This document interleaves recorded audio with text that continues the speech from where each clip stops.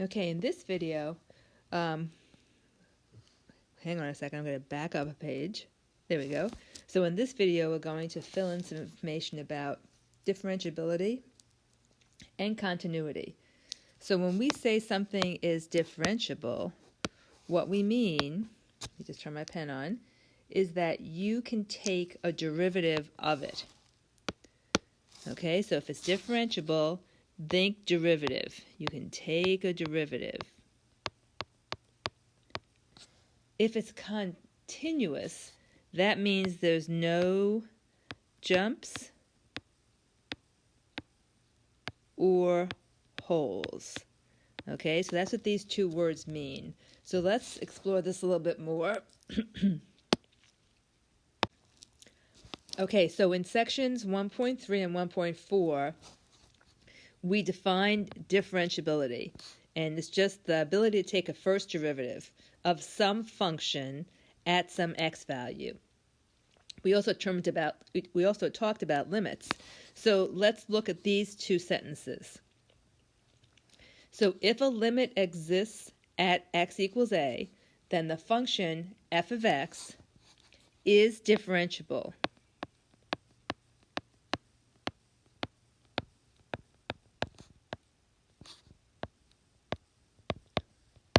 at x equals a. If a limit does not exist at x equals a, then the function f of x is not differentiable.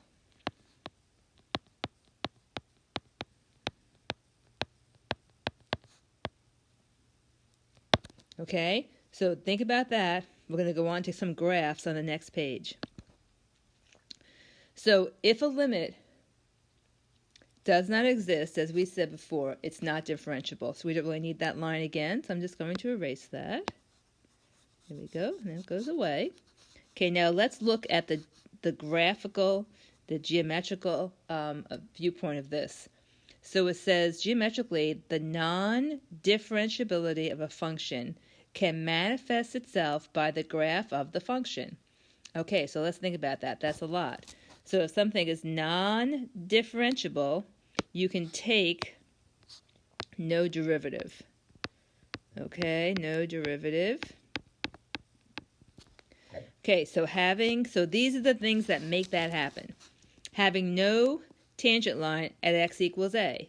Okay, this happens when you have a sharp point. So here's a sharp point. Sharp points make it not differentiable. Here is what they call a cusp. Cusps are kind of like a sharp point with a wave. That makes it non-differentiable. Here is a corner. That makes it non-differentiable. And here is a vertical tangent line. Also makes it non-differentiable. So these are all continuous functions. So they are continuous. We're going to write continuous here. But non-differentiable. That's what I call it, non-diff. Okay? So huge thing. Just because your function is continuous doesn't mean it's going to be differentiable. Sharp points, cusps, corner, vertical tangent lines, all are going to make it not differentiable. Okay, let's go on. So a function is continuous as x equal a, at x equal a, provided that the graph has no breaks or gaps. The graphs shown above are all continuous, okay? That's what we just said. They're all continuous. There's no gaps, all continuous.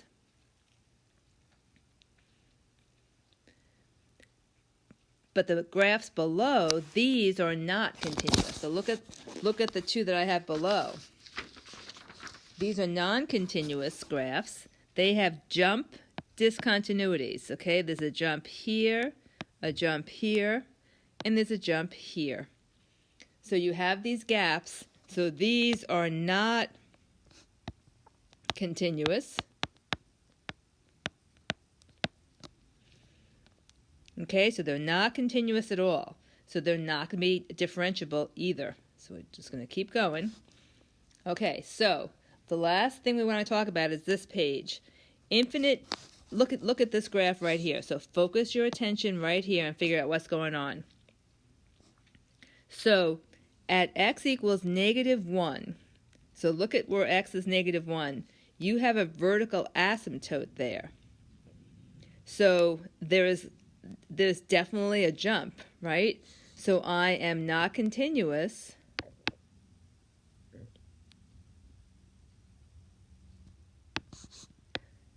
at x equals -1. Okay, then look at x is -7. At x is -7, I have a hole. So I'm not continuous there either.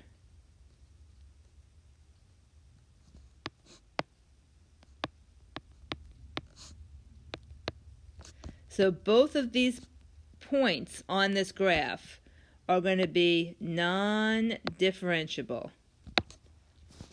Okay, so let's now summarize things. What's the relationship between differentiability and continuity? So let's think about this. If f of x is differentiable at x equals a, so if it's differentiable, then you know it is absolutely continuous. But a function could be continuous at x equals a, but still not differentiable there. So let's hop back for a second.